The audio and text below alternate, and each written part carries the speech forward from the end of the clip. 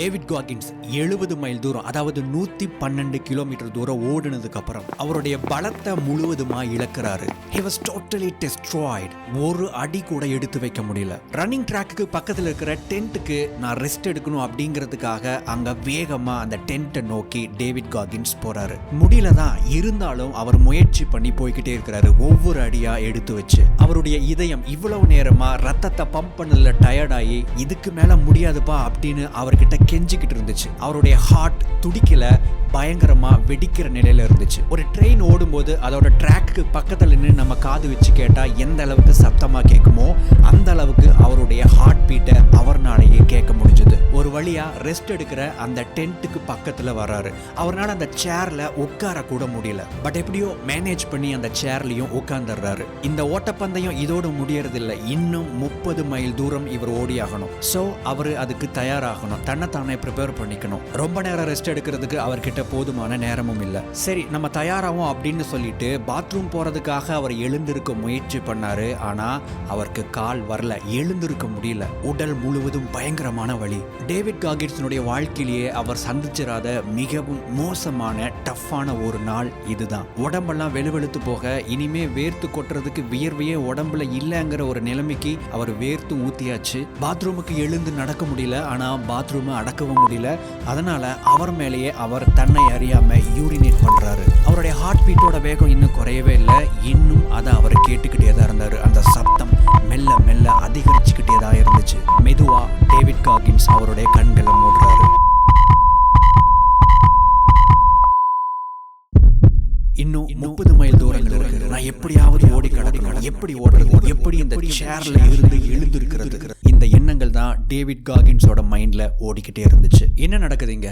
இந்த உண்மை கதையில நாம பாதியில இருக்கிறோம். இந்த கதையிலிருந்து நாம கொஞ்சம் பின்னோக்கி போகணும். டேவிட் காகின்ஸ் நம்ம எல்லாருக்குமே தெரிஞ்ச புகழ்பெற்ற கான்ட் ஹர்ட் மீ அப்படிங்கிற ஒரு புத்தகத்தினுடைய ஆசிரியர். டஃபஸ்ட் மேன் அப்படின்னு சொல்லக்கூடிய அளவுக்கு மன தைரியமும் மன வலிமையும் கொண்ட ஒரு மனிதர். இவருடைய வாழ்க்கையில நிறைய விஷயங்கள் இவர் பார்த்திருக்கிறாரு. அதனாலதான் இவருக்கு மன வலிமை அதிகமா இருக்கு அப்படின்னு எல்லாரும் சொல்றாங்க. டேவிட் காகின்ஸினுடைய வாழ்க்கையில மிகப்பெரிய ஒரு பாடத்தை கத்து கொடுத்த ஒரு சம்பவத்தை தான் இந்த கதையில நாம பார்க்க இருக்கிறோம். ஒரு நாள் டேவிட் காகின்ஸ் டிவில ஒரு டாக்குமெண்ட்ரியை படம் பார்த்துக்கிட்டு இருக்கிறாரு. அந்த டாக்குமெண்ட்ரி அமெரிக்கன் நேவி சீல்ஸை பத்தின டாக்குமெண்ட்ரி. அந்த டாக்குமெண்ட்ரிஸ்ல நேவி சீல்ஸ் எப்படி உருவாக்கப்படுறாங்க, அவங்களுக்கு என்னென்ன மாதிரியான கடினமான பயிற்சிகள் கொடுக்கறாங்க, அந்த கடினமான பயிற்சிகளை எப்படி அவங்க சமாளிக்கிறாங்க அப்படிங்கிற விஷயங்களை காமிச்சிட்டு இருந்தாங்க. இதை பார்த்ததும் நம்ம டேவிட் காகின்ஸுக்கு ஒரு இன்ஸ்பிரேஷன் கிரியேட் ஆகுது. நாமும் நேவி சீல் ஆகணும் அப்படிங்கிற ஒரு எண்ணம் உருவாகுது. இந்த எண்ணம் உருவாகும் போது டேவிட் காகின்ஸ் அவருடைய வாழ்க்கையிலேயே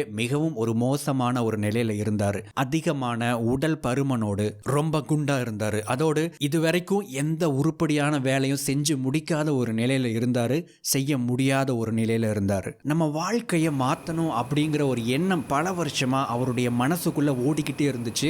அதற்கான பலவிதமான முயற்சிகளையும் அவர் எடுத்திருந்தாரு.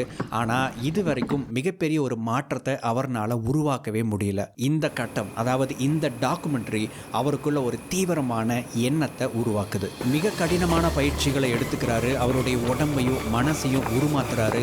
அதோடு நேவி சீல்ஸ்க்கான கடுமையான பயிற்சிகளையும் எடுத்து ஒரு நேவி சீலாகவும் மாறுறாரு. அவர் நேவி சீல்ல பணிபுரிஞ்சுக்கிட்டு இருக்கும்போது 2005ஆம் வருஷம் அவருடைய மிக மிக நெருங்கின நண்பர்கள் ஒரு ஆபரேஷன்ல ஈடுபட்டிருக்கிறாங்க. அங்க நடந்த ஒரு கோரமான ஹெலிகாப்டர் விபத்துல அவருடைய நெருங்கின நண்பர்கள் சில பேர் இறந்துடுறாங்க. ரொம்பவும் மனசுடைஞ்சு போயிடுறாரு. அவருடைய இறந்த நண்பர்களுடைய குழந்தைகளை பார்க்கும்போது இவருக்கு ஒரு விஷயம் தோணுது. இவங்கள மாதிரியே எக்கச்சக்கமான ஸ்பெஷல் ஆபரேஷன்ஸ்ல ஈடுபட்டு இறந்து போன குழந்தைகள் அவங்க வாழ்க்கையில முன்னேறதுக்கு என்ன பண்ணுவாங்க, அவங்களுடைய எஜுகேஷனுக்கு என்ன பண்ணுவாங்க அப்படிங்கிற ஒரு எண்ணம் அவருக்குள்ள தோணுது. அவங்களுக்கு சரியான ஒரு சப்போர்ட்டோ சரியான ஒரு ஃபண்டிங் இல்லாததுனால நிறைய பேர் அவங்க சரியான ஒரு எஜுகேஷன் கூட இல்லாமல் இருக்கிறாங்க.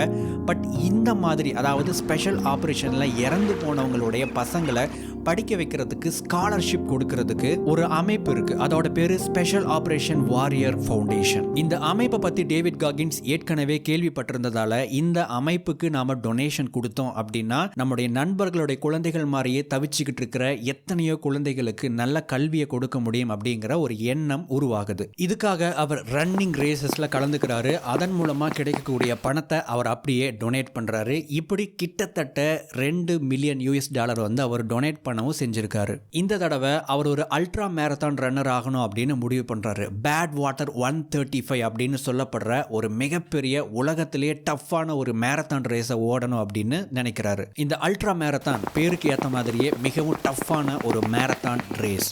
135 மைல் தூரம், அதாவது 217 கிலோமீட்டர் ஓடணும். உலகத்திலேயே மிகவும் வெப்பமான பகுதி அப்படின்னு சொல்லப்படுற டெத் வேலி அப்படிங்கிற பகுதியில் அந்த டெத் வேலி எப்போ அதிகமான வெப்பத்தை கக்குமோ, அதாவது ஜூலை மாசத்துல தான் இந்த ரேஸ் நடக்கும். ஆனா இந்த ரேஸ்ல எடுத்த உடனே எல்லாம் கலந்துக்க முடியாது. அதுக்கு முன்னாடி சில குவாலிஃபிகேஷன்ஸ் அவர் ஃபுல்ஃபில் பண்ணணும். அதாவது அவருக்கு ஹெல்த், ஃபிட்னஸ் இதெல்லாம் சரியா இருக்கா அப்படிங்கிறத முதல்ல செக் பண்ணுவாங்க.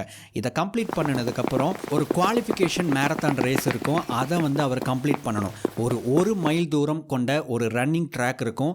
அதுல இவர் 24 மணி நேரத்துக்குள்ள 100 மைல் தூரத்தை ஓடி கடக்கணும். இதுதான் அந்த மேரத்தான் ரேஸ். இதுக்கு நம்ம டேவிட் காகின்ஸ் பேர் கொடுத்துறாரு. பட் அந்த ரேஸ் இன்னும் 4 நாட்கள்ல நடக்க இருக்கு. எவ்வளவோ பண்ணிட்டோம், இதை பண்ண மாட்டோமா அப்படின்னு சொல்லிட்டு ரேஸ்லயும் கலந்துக்கவும் செய்யறாரு. 30 மைல் தூரம் ஓடி முடிச்சதுக்கு அப்புறம் அவர் ஒரு மிகப்பெரிய ஒரு டயர்டை அவருடைய உடம்புலையும் மனசுலையும் ஃபீல் பண்றாரு. பட் எப்படியோ ரொம்ப கஷ்டப்பட்டு 70 மைல் தூரம் வரைக்கும் ஓடிடுறாரு. அதுக்கப்புறம் வாழ்க்கையிலேயே சந்திச்சிடாத அளவுக்கு ஒரு மிக மோசமான விஷயம் இதுதான் அப்படிங்கிறத ஃபீல் பண்றாரு. ட்ராக்குக்கு பக்கத்துல ரெஸ்ட் எடுக்கிறதுக்காகவும் ரெஃப்ரெஷ் பண்றதுக்குமான ஒரு கூடாரம் இருக்கு. அந்த கூடாரத்தை நோக்கி போறாரு.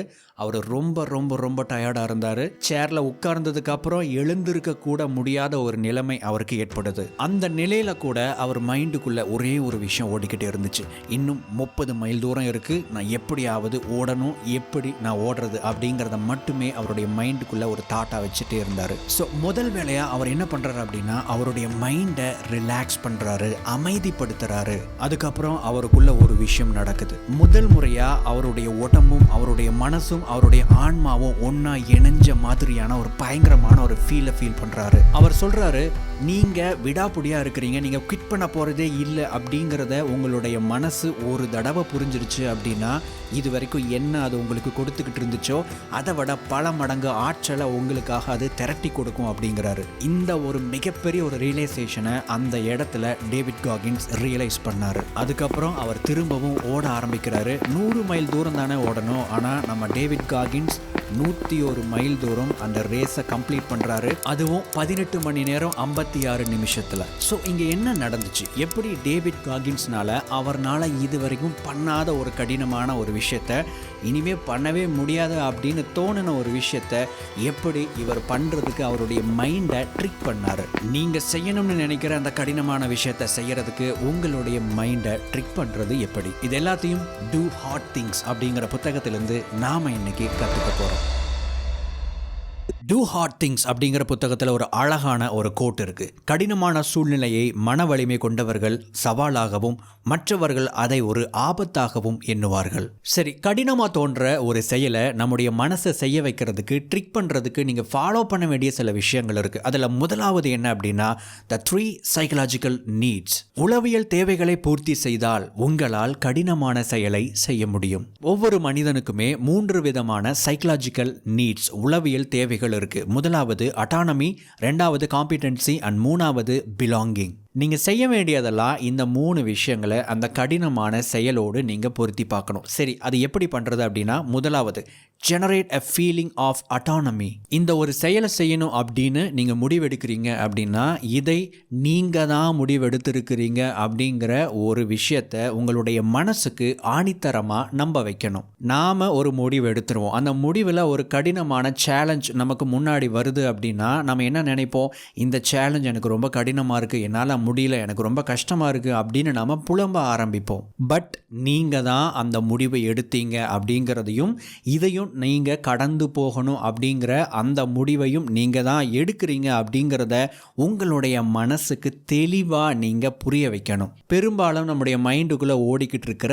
செல்ஃப் டாக், அதாவது உங்களோடு நீங்களே பேசிக்கிற அந்த எண்ணங்கள் இருக்குது பார்த்தீங்களா, இந்த எண்ணங்களை நீங்கள் இது மாதிரி மாற்றி அமைக்கணும். அதாவது புலம்புவதற்கு பதிலாக, இல்லை நான் இது கடந்து போகிறேன், இது என்னுடைய முடிவு, இது எனக்கு நடந்த ஒரு சூழலோ ஒரு சூழ்நிலையோ அல்ல, ஸோ நான் இதை தாண்டி போகிறேன், நான் இதை ஃபேஸ் பண்ண போகிறேன், நான் இதை செய்யணும், இதை செஞ்சே ஆகணும் அப்படின்னு உங்களுடைய செல்ஃப் டாக்கை நீங்கள் மாற்றணும். இதை செஞ்சிட்டீங்க அப்படின்னா உங்களுடைய முதலாவது உளவியல் தேவையை நீங்கள் பூர்த்தி பண்ணிட்டீங்க அப்படின்னு அர்த்தம். இப்போ இரண்டாவது, ஜெனரேட் த ஃபீலிங் ஆஃப் காம்பிட்டன்சி. காம்பிட்டன்சி அப்படின்னா என்ன அப்படின்னா, நீங்கள் ஒரு செயலை செஞ்சு முடிக்கிறதுக்கு போதுமான திறமைகளும் திறன்களும் அறிவும் அந்த குவாலிஃபிகேஷன்ஸ் அந்த தகுதி இது எல்லாம் இருக்குது அப்படின்னு நம்ம நம்புகிற ஒரு நிலை தான் காம்பிட்டன்சி. இதை பண்ணணும் அப்படின்னா, இப்போது நீங்கள் ஒரு டஃப்பான ஒரு சேலஞ்சை ஃபேஸ் பண்ணிக்கிட்டு இருக்கிறீங்க அப்படின்னா, இதுக்கு முன்னாடி வரைக்கும் நீங்கள் செஞ்சுருக்கீங்க இல்லையா அந்த செயல்கள், இதை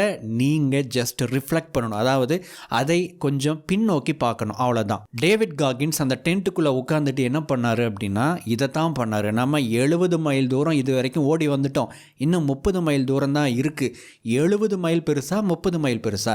70 பெருசு. அதையே பண்ணிட்டோம், இதை பண்ண மாட்டோமா அப்படிங்கிற ஒரு விஷயத்தை பின்னோக்கி பார்த்து இந்த காம்பிட்டன்சியை கிரியேட் பண்ணியிருக்கிறார். அதாவது என்னால் ஓட முடியுங்கிற நம்பிக்கையை அவர் வளர்த்துக்கிட்டாரு. மூன்றாவது, generate a feeling of belonging.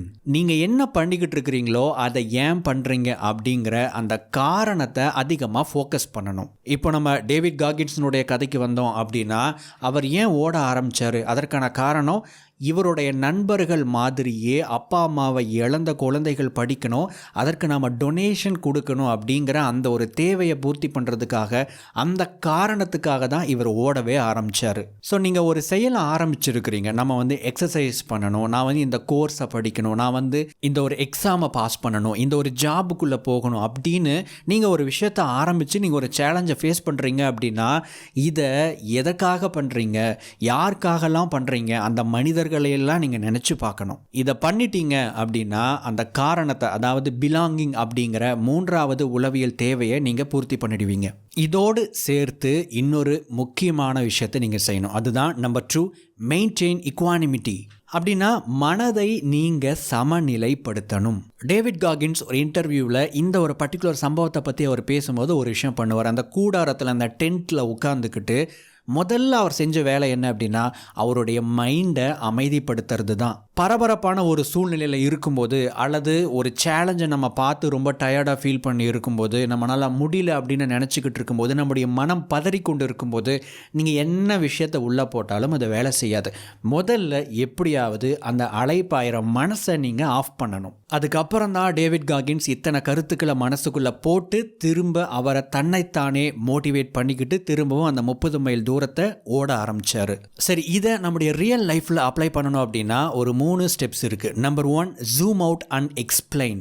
நீங்கள் ஒரு டஃப்பான சிச்சுவேஷனை நீங்கள் ஃபேஸ் பண்ணிக்கிட்டு இருக்கும்போது அந்த இடத்துல நீங்கள் ஒரு விஷயத்தை பண்ணணும். என்னென்னா, உங்களை நீங்கள் ஒரு 3வது மனிதனுடைய பார்வை கோணத்தில் இருந்து நீங்கள் பார்க்கணும். 3rd பர்சன் வியூவில் இருந்து பார்க்கணும். சாத்தியமா அப்படின்னு கேட்டிங்கன்னா, ஜஸ்ட்டு இப்போ நான் கேட்குற கேள்வியை நீங்கள் விசுவலைஸ் பண்ணி பாருங்கள். இப்போ நீங்கள் இந்த வீடியோவை பார்த்துக்கிட்டு இருக்கிறீங்க, உங்களை வேற ஒருத்தர் ஒரு 15 அடி அந்த பக்கம் இருந்து உங்களை பார்த்தா அவருடைய கண்ணுக்கு நீங்கள் எப்படி தெரிவிங்க?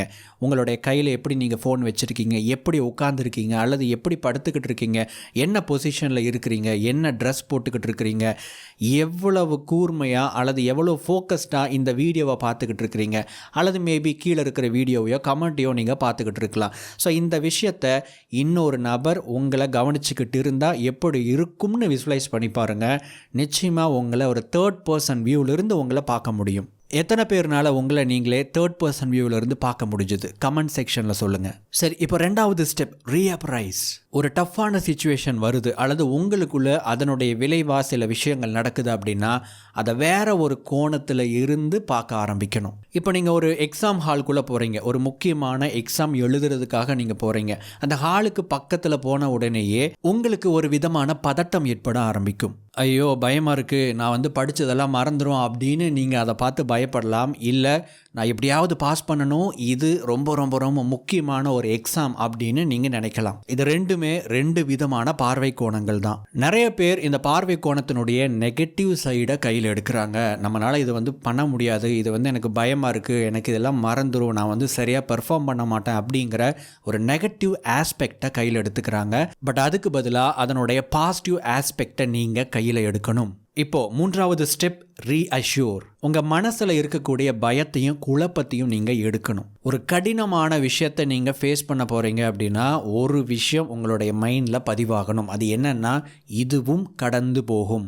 எகெயின் டேவிட் காகின்ஸ் அவருடைய மைண்டில் என்ன நினச்சிருப்பாரு, 70 மைல் தூரம் ஓடிட்டோம், இன்னும் 30 மைல் தூரம் தான் அப்படிங்கிறத அவருடைய மைண்டில் ஃபிக்ஸ் பண்ணினதுனால, அதாவது எப்படி 70 மைல் தூரத்தை நம்ம கடந்தோமோ அதே மாதிரி 30 மைல் தூரமும் கடந்து போகும் அப்படிங்கிறத அவருடைய மைண்டில் ஃபிக்ஸ் பண்ணிக்கிட்டாரு. பட் இந்த மூணாவது ஸ்டெப்லேயும் அல்லது மற்ற ஸ்டெப்ஸ்லேயுமே ஒரு ப்ராக்டிக்கல் டிஃபிகல்ட்டி இருக்குது. அது என்னென்னா, இதையெல்லாம் நம்ம பண்ணணும் அப்படின்னா நமக்கு ஒரு டஃப்பான சிச்சுவேஷன் வரும்போது இந்த 3 ஸ்டெப்ஸும் நமக்கு ஞாபகம் வரணும். ஒன்று, ஞாபகம் வந்ததுக்கப்புறம் இதை படிப்படியாக நாம் திங்க் பண்ணி ஃபாலோ பண்ணணும், செயல்படுத்தணும். ஸோ இந்த 2 விஷயத்தை நீங்கள் பண்ணணும்னா நமக்கு செல்ஃப் அவேர்னஸ் அப்படிங்கிற ஒரு விஷயம் வேணும். அதாவது சுய விழிப்புணர்வு. நமக்குள்ளே இப்போ என்ன நடக்குது, இப்போ நம்ம என்ன பண்ண போகிறோம், பண்ணுறதுனால நமக்குள்ளே என்ன நடக்குதுங்கிறத உங்களால் கவனிக்க முடிஞ்சுதுன்னா மட்டும்தான் இந்த 3 ஸ்டெப்ஸை நாம் ப்ராக்டிக்கலாக ஃபாலோ பண்ண முடியும். ஸோ அந்த செல்ஃப் அவேர்னஸை நாம் இப்படி வளர்த்துக்கிறது, அது சிம்பிளான ஒரு பயிற்சியின் மூலமாக நீங்கள் வளர்த்துக்க முடியும். மெடிடேஷன், தியானம் பண்ணுறதன் மூலமாக நீங்கள் வளர்த்துக்க முடியும். அல்லது தியானம் மாதிரியான மற்ற பயிற்சிகளை பண்ணுறதன் மூலமாக நீங்கள் வளர்த்துக்க முடியும். உதாரணத்துக்கு ஃபிசிக்கல் எக்ஸசைஸ். உங்களுடைய ஃபோக்கஸை உங்களுடைய ஃபிசிக்கல் எக்ஸசைஸில் கொடுத்து நீங்கள் பயிற்சி பண்ணுறீங்க அப்படின்னா அதுவும் ஒரு தியானத்துக்கு சமம் தான். சரி, கடினமான ஒரு விஷயத்தை உங்களுடைய மைண்டை செய்ய வைக்கிறதுக்கு ட்ரிக் பண்ணணும் அப்படின்னா அதற்கு நீங்கள் செய்ய வேண்டிய முக்கியமான விஷயங்கள் என்ன அப்படிங்கிறத குட்டியாக ஒரு ரீகேப் பார்த்துடலாம். உங்களுடைய உளவியல் தேவைகளை நீங்கள் பூர்த்தி பண்ணினா ஒரு விஷயத்தை செய்யறதுக்கான மோட்டிவேஷன் உங்களுக்கு கிடைக்கும். அதை பண்ணணும் அப்படின்னா இந்த முடிவை நீங்கள் தான் எடுத்திருக்கீங்க அப்படின்னு முதல்ல ஆணித்தரமாக உங்கள் மனசை நம்ப வைக்கணும். ரெண்டாவது, இது வரைக்கும் நீங்கள் என்ன செஞ்சீங்களோ அந்த அக்கம்ப்ளிஷ்மெண்ட்டை நீங்கள் திரும்ப பார்க்கும்போது நம்ம இவ்வளவெல்லாம் பண்ணியிருக்கிறோம், இது மேலேயும் இதுக்கப்புறமும் என்னால் பண்ண முடியுங்கிற நம்பிக்கையை நீங்கள் வளர்த்துக்குவீங்க. மூணாவதா, இந்த செயலை நீங்கள் ஏன் செய்கிறீங்க, எதுக்காக செய்கிறீங்க, யாருக்காக செய்கிறீங்க அப்படிங்கிறத அந்த காரணங்களையும் அந்த மனிதர்களையும் நீங்கள் திரும்ப நினைத்து பார்க்கணும். இதுக்கு மேலே என்னால் முடியாது, முடிச்சுக்கலாம் அப்படின்னு உங்கள் மைண்டு என்னைக்கு சொல்லுதோ அப்போது நீங்கள் இதை ஏன் ஆரம்பிச்சிங்க அப்படின்னு யோசிச்சு பாருங்கள். உங்களால் அதை தடுத்து நிறுத்தவே முடியாது. அடுத்தது, உங்களுடைய மனதை நீங்கள் சமநிலைப்படுத்தணும். இதை பண்ணணும் அப்படின்னா உங்களை நீங்களே 3வது மனிதனுடைய பார்வை கோணத்திலிருந்து பார்த்து நீங்கள் ஃபேஸ் பண்ணிக்கிட்டு இருக்கிற சேலஞ்சஸ்னுடைய பெர்ஸ்பெக்டிவை, பார்வை கோணத்தை நீங்கள் பாசிட்டிவாக மாற்றி இது வரைக்கும் எத்தனையோ விஷயங்களை பண்ணிட்டோம், இதுக்கு மேலேயும் இந்த விஷயம் கடந்து போகும்னு உங்களுடைய மனசை நீங்கள் நம்ப வச்சுட்டா கடினமான விஷயங்களை உங்களால் செய்ய முடியும்.